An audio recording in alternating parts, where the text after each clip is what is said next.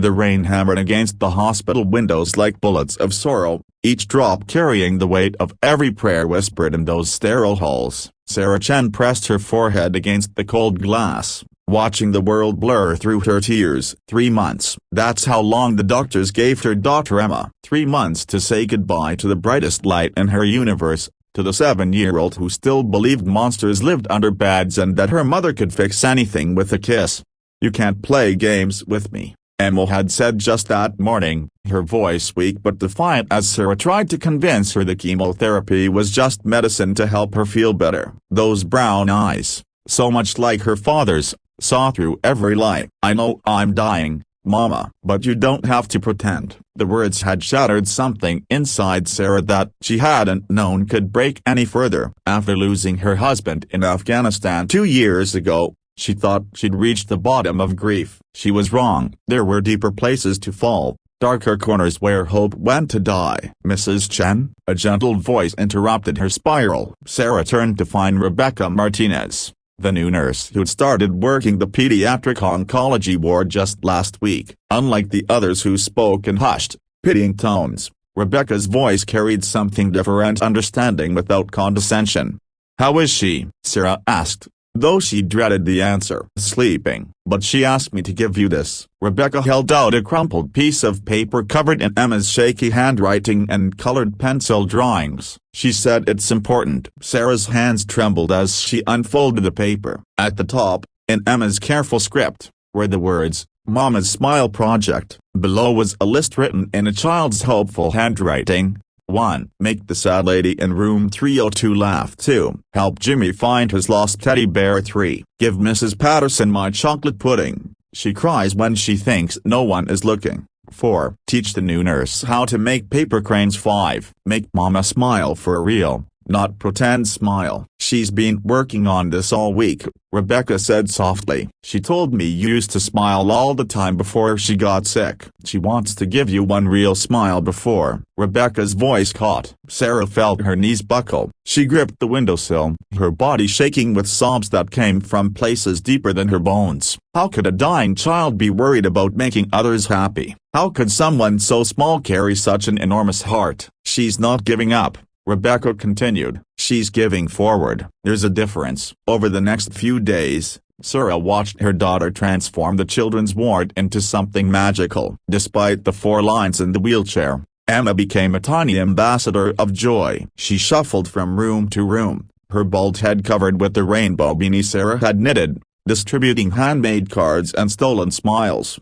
The sad lady in room 302 turned out to be Mrs. Williams, whose grandson had been in a coma for 6 weeks. Emma sat with her every afternoon, reading picture books aloud in case he can hear us. On Thursday, the boy's eyes fluttered open during a reading of Where the Wild Things Are. Mrs. Williams sobbed with joy, and Emma checked item number 1 off her list with a satisfied grin. Jimmy's teddy bear was discovered in the hospital laundry, and Emma personally delivered it with a ceremony she called the Great Bear Rescue. She'd fashioned a cape from a hospital gown and declared herself Captain Emma, protector of lost toys. Jimmy, a 4-year-old battling leukemia, giggled for the first time since his diagnosis. Mrs. Patterson, an elderly woman with lung cancer, had indeed been crying when she thought no one noticed. Emma appeared at her bedside with chocolate pudding and stayed to hear stories about Mrs. Patterson's late husband. Soon, other children joined their afternoon story circles,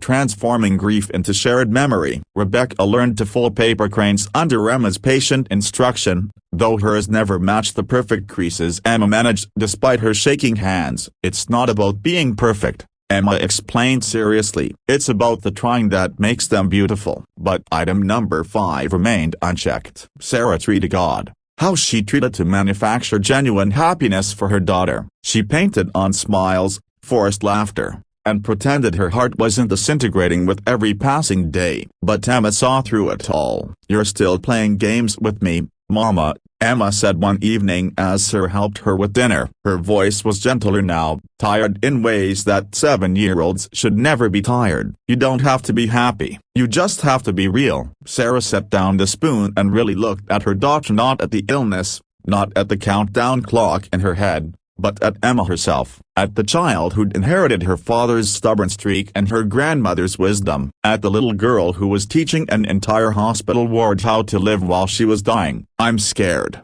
Sarah whispered, the words scrapping her throat raw. "I'm so scared of losing you that I forgot how to just be with you." Emma reached across the small table and took her mother's hand. Her fingers were thin, cold from the medications, but her grip was strong. "You can't lose me, Mama. I'll be in every kindness you do, every smile you help make, every game you stop playing with the truth." That night, Sarah sat beside Emma's bed and really smiled into not the desperate, forced expressions she'd been wearing like masks, but a genuine smile born from gratitude. Gratitude for having known this extraordinary human being, for 7 years of sticky kisses and bedtime stories, for the privilege of being this child's mother.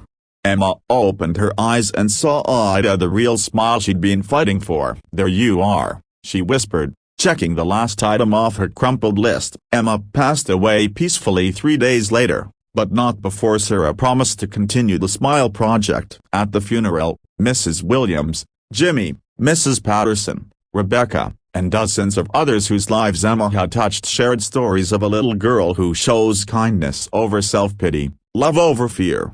6 months later, Sarah returned to the children's ward, and not as a grieving mother, but as a volunteer. She carried Emma's list in her pocket and paper cranes in her bag. She'd learned that you can't play games with love, with kindness, or with the profound impact one small life can have on the world.